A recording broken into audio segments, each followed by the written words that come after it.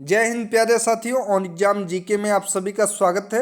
दोस्तों, इस वीडियो में यूपी ट्रिपलएससी पेट एग्जाम का एक और इम्पॉर्टेंट प्रैक्टिस सेट करने वाले हैं, तो आप सभी लोग इस वीडियो में अंत तक जुड़े रहें और वीडियो को ज़्यादा से ज़्यादा शेयर करें ताकि और लोग भी जुड़ सकें और चैनल को सब्सक्राइब कर लीजिए। तो चलिए आज की वीडियो को शुरू करते हैं। पहला क्वेश्चन है, माउंट आबू स्थित मशहूर दिलवाड़ा मंदिर निम्नलिखित में से किस समुदाय का पवित्र तीर्थ स्थल है? तो ये जैन समुदाय का पवित्र तीर्थ स्थल है। और जैन धर्म के वास्तविक संस्थापक किसे माना जाता है? तो महावीर स्वामी को जैन धर्म का वास्तविक संस्थापक माना जाता है। और जैन धर्म के 24वें तीर्थंकर कौन थे और 23वें तीर्थंकर कौन थे? पहले तीर्थंकर कौन थे ये आप लोग बताएंगे। तो 24वें तीर्थंकर महावीर स्वामी हैं और 23वें तीर्थंकर पार्श्वनाथ हैं और पहले तीर्थंकर तो ऋषभदेव या आदिनाथ हैं। ध्यान रखेंगे आप लोग ये। अगला, पृथ्वीराज चौहान ने से विवाह किया था, वह उनके शत्रु जयचंद्र गढ़वाल की बेटी थी। पृथ्वीराज चौहान ने किससे विवाह किया था? तो सहयोगिता से विवाह किया था। ऑप्शन नंबर सी इसका सही जवाब है। अगला, चालुक्य वंश का सबसे महान शासक कौन था? तो चालुक्य वंश का सबसे महान प्रतापी शासक जो कि पुलकेशिन द्वितीय था। ध्यान रखेंगे आप लोग। ऑप्शन नंबर 20 का सही जवाब है। अगला, पोलो या चौगान खेलते समय निम्नलिखित में से किस सुल्तान की मृत्यु हुई थी? कुतुबुद्दीन ऐबक, बलबन, इल्तुतमिश, नसीरुद्दीन मोहम्मद। तो पोलो या चौगान खेलते समय कुतुबुद्दीन ऐबक की मृत्यु हो गई थी। कब हुई थी? तो 1210 में हुई थी। और इनकी कब्र कहाँ है? तो कुतुबुद्दीन ऐबक की कब्र लाहौर में है, जो कि अब पाकिस्तान में है। ध्यान रखेंगे आप लोग। ऑप्शन नंबर ए इसका सही जवाब है। अगला, निम्नलिखित में से किसने दीन ए इलाही आरंभ किया था? या दीन ए इलाही किसके द्वारा शुरू किया गया था? तो इसका जवाब हो जाएगा अकबर के द्वारा शुरू किया गया था। ऑप्शन नंबर सी इसका सही जवाब है। अगला, निम्नलिखित में से कौन उग्रपंथी नहीं थे? तो बताएंगे आप लोग इनमें से उग्रपंथी कौन नहीं थे। बाल गंगाधर तिलक, मदन लाल, ऊधम सिंह या फिर गोपाल कृष्ण गोखले। तो इनमें से उग्रपंथी नहीं थे Gopal Krishna Gokhale. Option number D इसका सही जवाब हो जाएगा। और गोपाल कृष्ण गोखले किसके गुरु थे? तो ये महात्मा गांधी के गुरु थे, आप लोग ध्यान रखेंगे। और गोपाल कृष्ण गोखले किसके शिष्य थे? तो ये एमजी रानाडे के शिष्य थे, ये भी ध्यान रखेंगे। ऑप्शन नंबर डी इसका सही जवाब है। अगला, अमृतसर संधि पर हस्ताक्षर कब किए गए थे? तो अमृतसर संधि पर हस्ताक्षर 25 अप्रैल 1809 को किए गए थे। 25 अप्रैल 1809 ये तारीख आप लोग याद रखेंगे। अमृतसर संधि पर हस्ताक्षर किए गए थे। ऑप्शन नंबर सी इसका सही जवाब है। अगला सवाल, सीमांत गांधी किसे कहा जाता है? तो सीमांत गांधी के नाम से खान अब्दुल गफ्फार खान को जाना जाता है। इन्हें फ्रंटियर गांधी के नाम से भी जाना जाता है, ये भी ध्यान रखेंगे। ऑप्शन नंबर सी इसका सही जवाब है।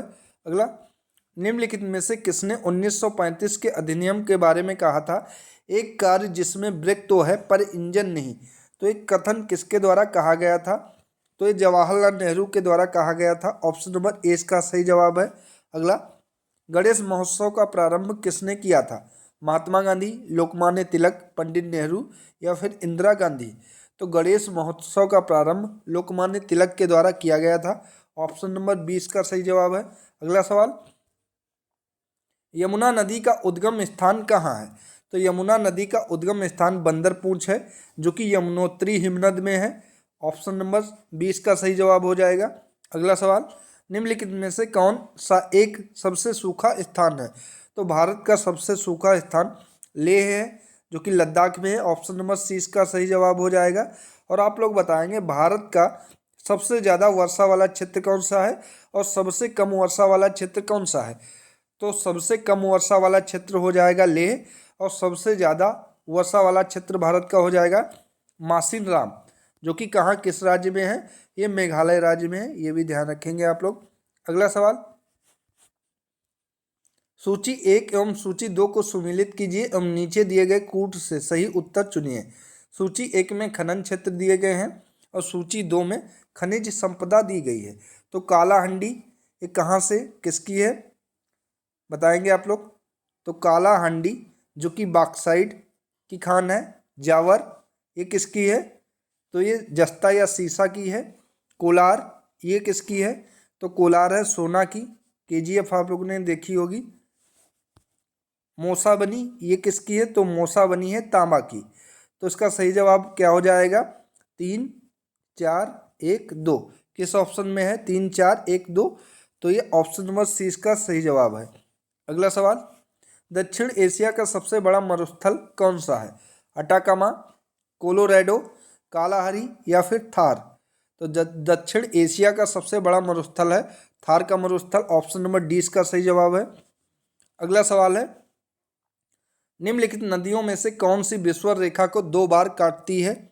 वेरी वेरी इंपॉर्टेंट क्वेश्चन है ये। विषुवत रेखा को 2 बार कौन सी नदी काटती है? जायरे, नाइजर, नील या फिर अमेजन नदी?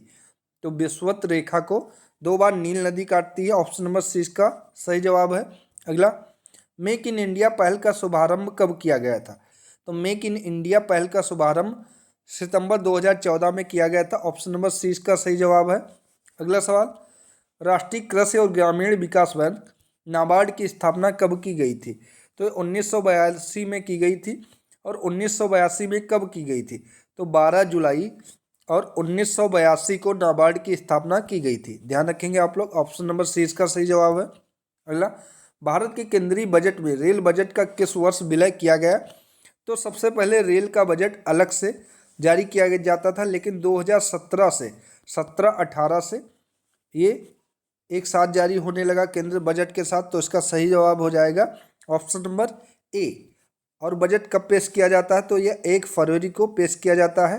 तो 1 फरवरी 2017 को भारत का केंद्रीय बजट में रेल बजट का विलय कर दिया गया। ऑप्शन नंबर ए इसका सही जवाब है। अगला सवाल, भारत में श्वेत क्रांति का जनक किसे कहा जाता है? तो भारत में श्वेत क्रांति का जनक वर्गीज कुरियन को कहा जाता है। और इन्हें एक और नाम से जाना जाता है जो एग्जाम में पूछा जा चुका है। आपसे पूछेगा, मिल्क मैन ऑफ इंडिया किसे कहा जाता है? तो मिल्क मैन ऑफ इंडिया किसे कहा जाता है? आपका जवाब हो जाएगा वर्गीज कुरियन को कहा जाता है। ऑप्शन नंबर सी सही जवाब है। अगला, राजकोषीय घाटा का अर्थ क्या होता है? सरकार द्वारा एकत्रित कुल राजस्व, सरकार के कुल राजस्व और कुल व्यय के बीच अंतर, सरकार का कुल व्यय, सरकार द्वारा ली गई कुल उधार राशि। तो राजकोषीय घाटे का मतलब होता है सरकार के कुल राजस्व और कुल व्यय के बीच का अंतर। ऑप्शन नंबर 20 का सही जवाब है। अगला सवाल है, भारतीय संविधान में अवशिष्ट शक्तियां रेसिडुअल पावर्स का विचार संविधान से लिया गया है। कहाँ से लिया गया है, किस संविधान से लिया गया है, बताएं आप लोग। तो इसका सही जवाब हो जाएगा ऑप्शन नंबर बी, कनाडा से लिया गया है। ध्यान रखेंगे आप लोग। अगला सवाल है, संविधान का कौन सा भाग संविधान संशोधनों से संबंधित है? तो संविधान संशोधन से संबंधित है संविधान का भाग 20 और 1 के अनुच्छेद के अंतर्गत है। तो आर्टिकल 368 के अंतर्गत संविधान का संशोधन है। ऑप्शन नंबर डी इसका सही जवाब है।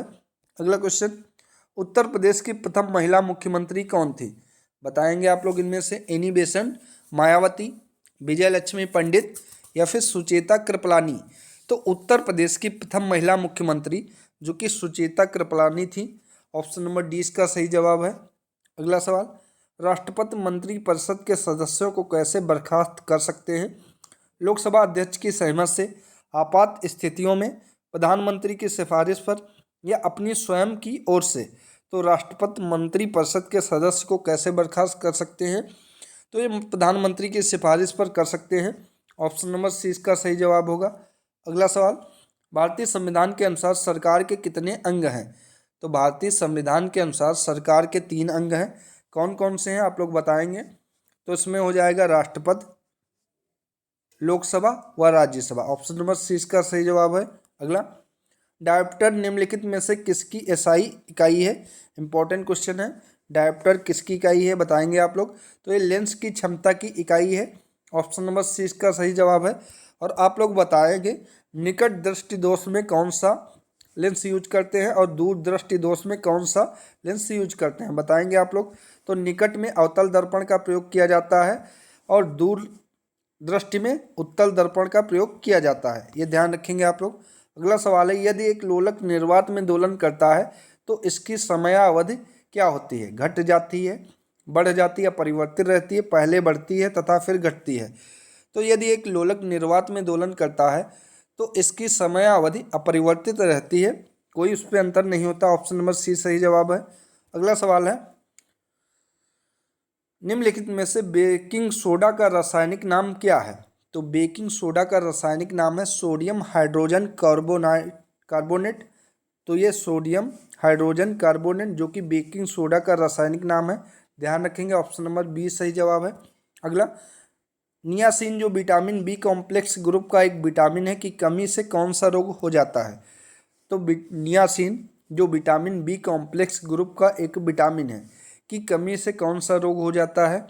तो ये पेलाग्रा इसकी कमी से हो जाता है। ऑप्शन नंबर बी सही जवाब है। अगला सवाल है,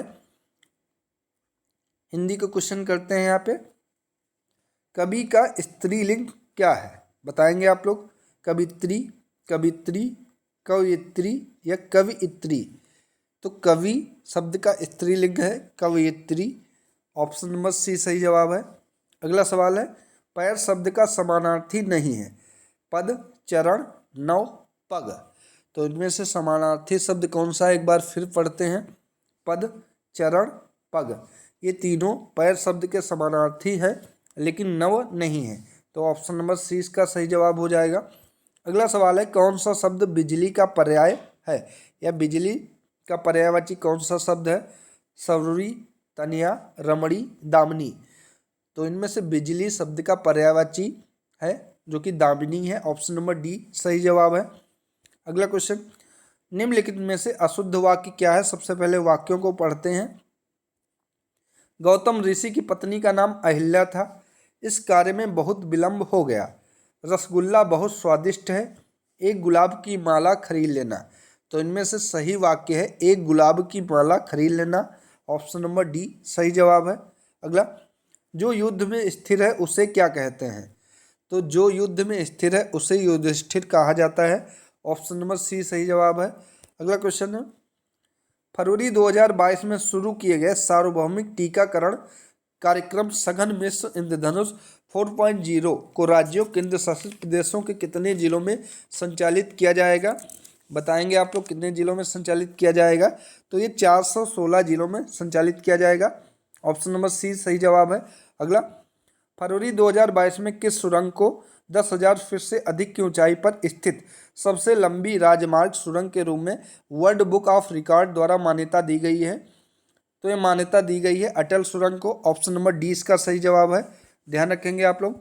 अगला, हेनले एवं पार्टनर्स द्वारा जारी हेनले पासपोर्ट सूचकांक 2022 में भारत को कौन सा स्थान प्राप्त हुआ है? तो हेनले पासपोर्ट सूचकांक 2022 में भारत का 27वां स्थान है। ऑप्शन नंबर सी सही जवाब है। मई 2022 में किस देश को association of Asian election authorities AAEE का अध्यक्ष चुना गया? तो ये चुना गया है भारत को। ऑप्शन नंबर डी इसका सही जवाब है। अगला, मई 2022 में कौन सा नियो बैंकिंग स्टार्टअप भारत का 100वां यूनिकॉर्न बन गया है?